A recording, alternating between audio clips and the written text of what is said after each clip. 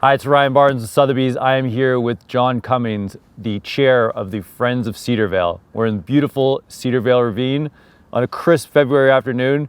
John, thank you for being with us.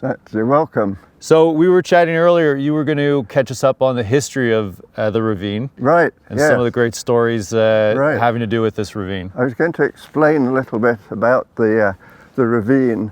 There used to be a creek that flowed through this ravine called Castle Frank Brook that flowed through this ravine and through the Nordheimer ravine to the south of here and down to Castle Frank, obviously. All the way down to Bloor. And then it was a tributary of the Don, so it flowed into the Don.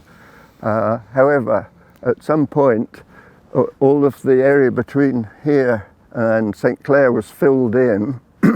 And there used to be a bridge originally, but that was all filled in, and so there's a gap between the two ravines now. But they were all one ravine with Castle Frank Brook flowing through it.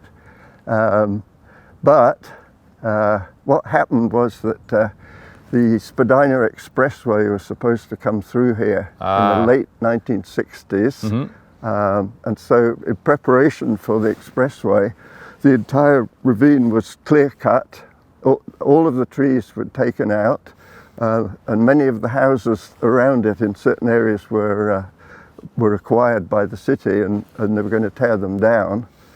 So they're all ready for the expressway to come through.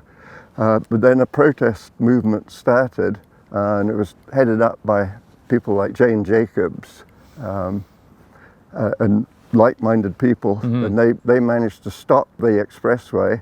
So it was finally stopped by Premier Bill Davies in 1971. Wow. So at that point, they put a trunk sewer through here, first of all, and then later on, they put the subway through on top of the trunk sewer. So that's all down underneath us here. But some of the councillors at the time were still hoping to have the expressway come through, so they refused to have any replanting done whatsoever in here. So all of this that you see around you now has all grown since 1970. Oh, wow. Although you've got some fairly big trees, like this willow here. Yes. But that's all grown since 1970. Oh, wow.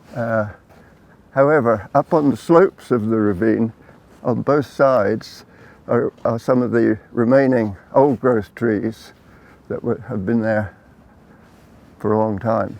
So you can see the old growth up there, and then this more recent growth down here. And the old growth on those slopes is protected by the ravine protection bylaw. Oh, I see. So although that slope up there, for example, is owned by the house at the top, they are restricted in what they can do on that slope by the ravine protection bylaw. Right. In theory, anyway. Right.